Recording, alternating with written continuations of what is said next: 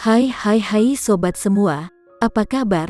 Baik kan? Semoga kalian semua sehat selalu, bahagia selalu dan banyak rezeki.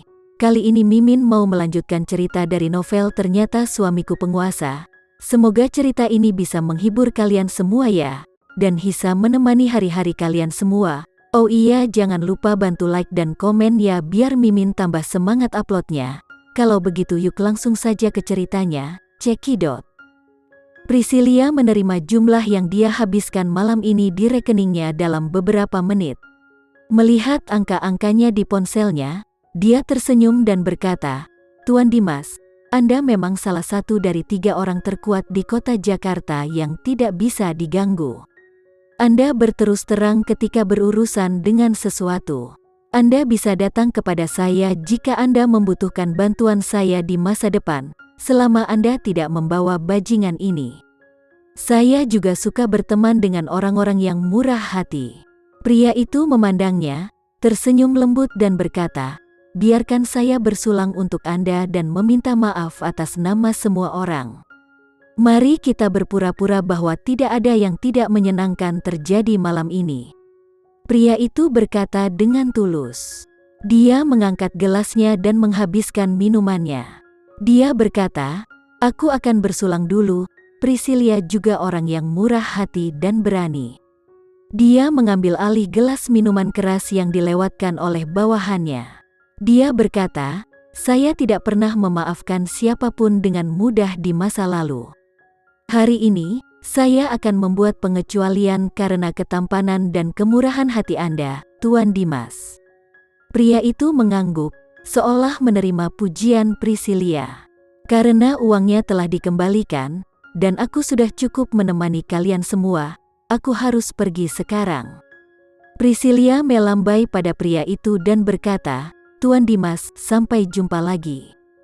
Pria itu menatap Priscilia dan tersenyum tanpa berkata apa-apa. Matanya dalam dan tak terduga. Priscilia berbalik dan tiba-tiba menemukan bahwa kakinya sangat berat sehingga dia tidak bisa bergerak sama sekali, seolah-olah ditanam ke tanah. Selain itu, kepalanya juga pusing. Penglihatannya berangsur-angsur menjadi kabur, dan orang-orang di depannya ini sepertinya berkeliling di lingkaran. "Bajingan, kamu membiusku." Priscilia menggertakkan giginya. Dia telah mendengar hal semacam ini, tetapi dia tidak berharap bahwa dia akan menghadapinya. Dia telah bekerja dengan Agam dan Randy sejak dia masih kecil. Dia tidak menyangka bahwa dia akan dikalahkan oleh beberapa pecundang hari ini. Salah satu dari mereka berkata, "Tuan Dimas, gadis kecil ini pemarah. Dia masih bisa tetap tenang saat ini. Bagaimana kamu meningkatkan minumanku? Kamu akan melihat apa yang bisa aku lakukan." Priscilia mencoba untuk tetap membuka matanya lebar-lebar dan berusaha untuk menjaga kepalanya tetap jernih. Hahaha. Orang-orang di sekitarnya tertawa lagi, yang lebih keras dan lebih arogan dari sebelumnya. "Karena dia mengancam kita, lebih baik kita melepas pakaiannya dulu." "Lepaskan pakaianku, setiap jari di dekatku akan aku potong." Priscilia masih sangat arogan, tetapi dia panik di dalam hatinya. Dia belum pernah mengalami hal seperti itu, dan dia tidak tahu obat jenis apa yang diberikan bajingan ini padanya. Kepalanya semakin pusing sehingga dia tidak bisa berpikir lagi. Suara mereka begitu dekat tetapi dia tidak bisa mendengar apa yang mereka katakan. Dia tanpa sadar memegang ponselnya di sakunya. Dia tidak tahu apakah panggilan sebelumnya masuk ke telepon Agam, apakah dia telah menjawabnya, dan apakah dia akan datang untuk menyelamatkannya. Ketika Priscilia memikirkan Agam, kepalanya perlahan menjadi kosong. Tubuhnya lemas dan dia jatuh ke tanah. Dalam benaknya, dia merencanakan balas dendam. Melihat Priscilia yang ambruk di tanah, yang lain berhenti tertawa. Semua orang memandang pria itu dan bertanya, "Tuan, bagaimana kita menghadapi gadis ini?" Pria itu bangkit dan berjalan ke sisi Priscilia dan membungkuk. Dia mencubit dagunya dan sedikit mengangkat kepalanya. Dia menatapnya lagi dan lagi, seolah-olah ada sesuatu di wajah Priscilia. Setelah melihatnya untuk waktu yang lama, pria itu berkata, "Kirim dia ke kamarku." Orang-orang itu saling bertukar pandang dan berjalan untuk membawa Priscilia. Pada saat ini, pintu ditendang terbuka dengan keras.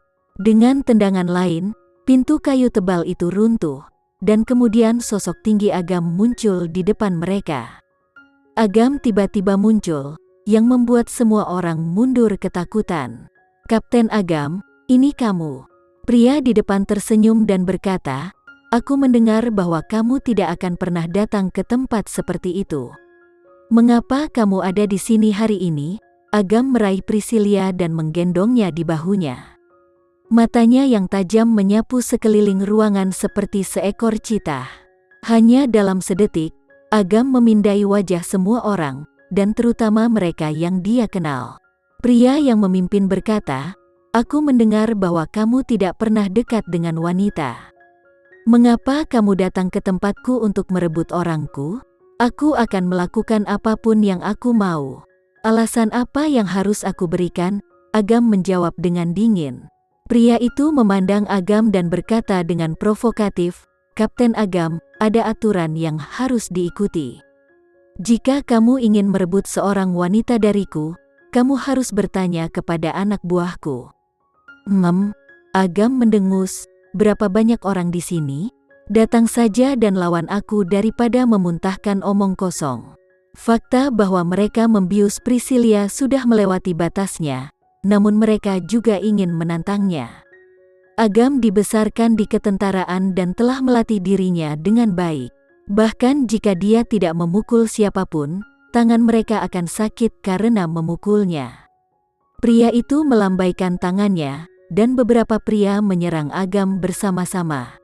Agam mengusir mereka. Dia dengan mudah menendang orang-orang itu dan mereka langsung pingsan. Dia bahkan menginjak punggung seorang pria.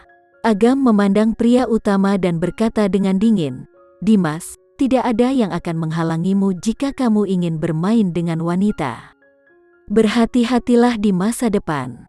Setelah mengatakan itu, Agam berjalan pergi sambil menggendong Priscilia, membuat semua orang di ruangan itu saling memandang dengan cemas.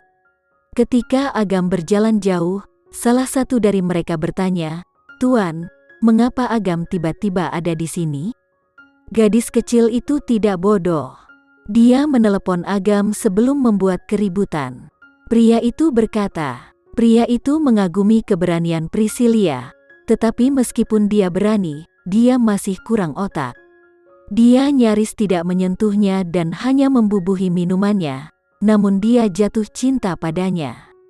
Priscilia, yang telah kehilangan kesadaran untuk waktu yang lama, berbaring di bahu Agam, bergoyang dari sisi ke sisi. Dia tidak sadar. Agam memasukkannya ke dalam mobil dan mengantar Priscilia ke rumahnya di pusat kota Jakarta.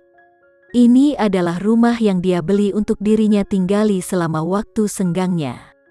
Agam adalah satu-satunya yang tersisa di keluarganya, dan dia tinggal di pangkalan militer hampir setiap hari. Dia hanya akan kembali selama beberapa hari selama hari liburnya. Butuh waktu lama untuk berkendara ke sini dari wilayah militer. Akan membuang-buang waktu bagi Agam untuk bepergian ke sana kemari. Setelah membawa pulang Priscilia, dia melemparkannya ke sofa. Dia kemudian berbalik dan pergi ke kamar mandi tanpa memandangnya. Dia membuka keran dan mengisi bak mandi dengan air. Dia kembali ke ruang tamu dan mengambil Priscilia, semudah mengambil hewan peliharaan. Dia memasukkannya ke dalam bak mandi. Agam menekan kepala Priscilia ke dalam air, dan hanya membawanya kembali setelah beberapa saat. Priscilia terbatuk dan memuntahkan seteguk air. Dia telah bangun. Sebelum dia bisa mengetahui apa yang sedang terjadi, dia memarahi, "Anjing, kamu bajingan tua, beraninya kamu membiusku? Kamu ingin mati, bukan?" Dia memarahi dan melambaikan tangannya di udara. "Bajingan, tunggu aku. Aku akan melumpuhkanmu sehingga kamu tidak bisa lagi menyakiti orang lain, Priscilia." Suara Agam datang dari atas kepalanya, yang membuat Priscilia menggigil. Dia mendongak dan berkata, Agam, jangan bersuara. Aku akan berurusan dengan bajingan tua itu dulu. Lalu aku akan menemanimu. Priscilia, apakah ada yang salah dengan otakmu? Agam melemparkan handuk padanya dan berkata, bersihkan dirimu. Priscilia tidak menyadari bahwa dia basah kuyup di bak mandi sampai dia menangkap handuk yang dilemparkan oleh Agam. Pakaiannya yang tipis terbungkus erat di tubuhnya, dan kulit serta lekuk tubuhnya yang indah benar-benar terekspos padanya.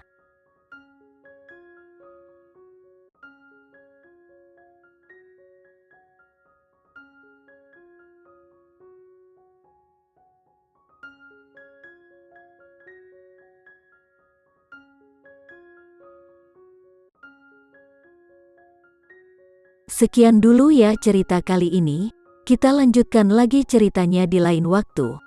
Oh iya, bagaimana menurut kalian? Semoga bisa sedikit menghibur kalian semua.